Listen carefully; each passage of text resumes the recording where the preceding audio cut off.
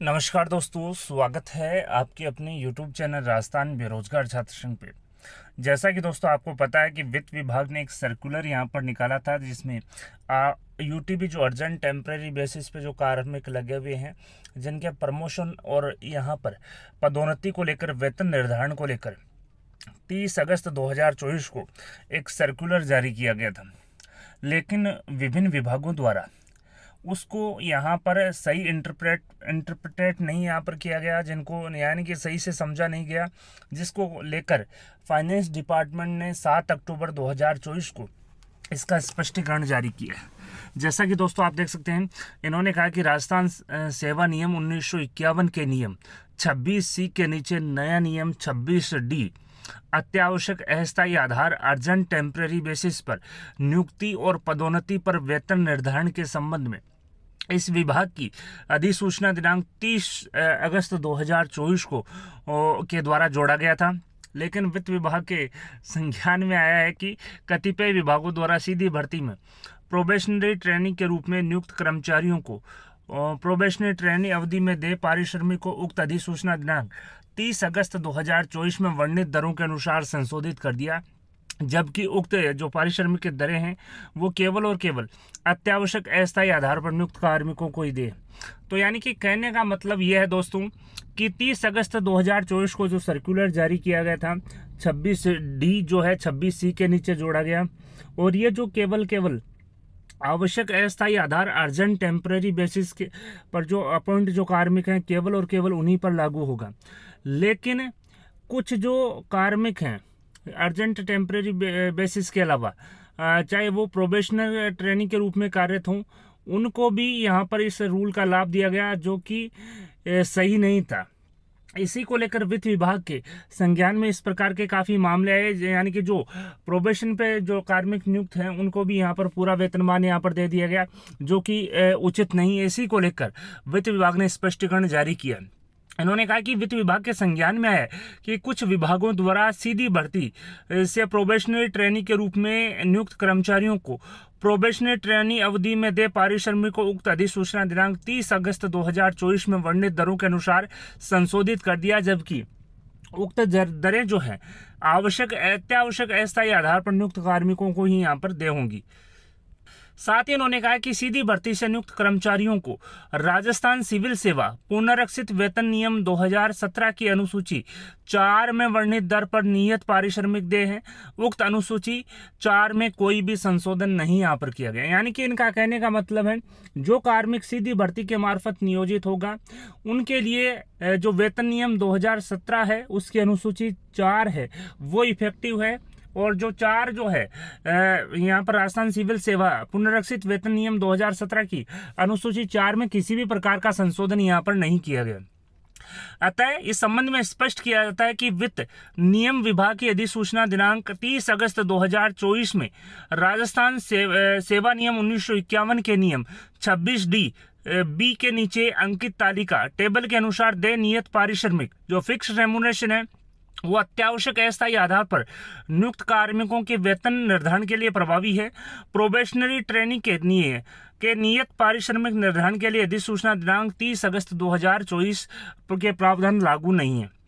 तो दोस्तों इन्होंने स्पष्ट रूप से कहा है कि 30 अगस्त की जो अधिसूचना है 30 अगस्त 2024 की वो केवल और केवल अर्जेंट टेम्परेरी बेसिस अत्यावश्यक अस्थायी आधार पर ही लागू होगी, अन्य कर्मचारियों पर ये जो है वो लागू यहाँ पर नहीं होगी। साथ ही अन्य जो प्रोबेशनरी ट्रेनिंग के रूप में जो कार्मिक लगे हुए हैं सीधी भर्ती के रूप में, उनके लिए उनको केवल और केवल राजस्थान सिविल सेवा पुनरीक्षित वेतन नियम 2017 की अनुसूची 4 प्रभावी है। अतः इन्होंने कहा कि प्रोबेशनरी ट्रेनिंग को दे नियत पारिश्रमिक को उक्त अधिसूचना दिनांक 30 अगस्त 2024 में वर्णित दरों पर नियम विरुद्ध संशोधन के संबंध में की गई जो कार्रवाई है उसको अविलंब प्रत्याहरित किया जाए, विड्रॉ किया जाए, तथा नियम विरुद्ध की गई कार्रवाई के लिए उत्तरदायित्व निर्धारण कर कार्रवाई से अवगत करवाया जाना सुनिश्चित करें। आप देख सकते हैं शासन सचिव वित्त बजट देवाशीष जी के साइनों से ये पत्र जो है स्पष्टीकरण जो है वो यहाँ पर जारी किया। तो यहाँ पर मैं बता दूं वित्त विभाग ने 30 अगस्त 2024 को एक सर्कुलर जारी किया गया था, और उक्त जो सर्कुलर है वो केवल और केवल उन्हें जो अर्जेंट टेम्परेरी बेसिस पे अत्यावश्यक अस्थायी आधार पर जो कार्यरत कार्मिक हैं केवल और केवल उन्हीं पर लागू था। लेकिन कुछ सरकारी जो विभाग हैं उन्होंने इसको गलत इंटरप्रेट यहाँ पर किया, यानी कि गलत समझा, और यहाँ पर जो प्रोबेशन सीधी भर्ती के जो प्रोबेशनल ट्रेनी हैं उनको भी इसका लाभ यहाँ पर दे दिया गया,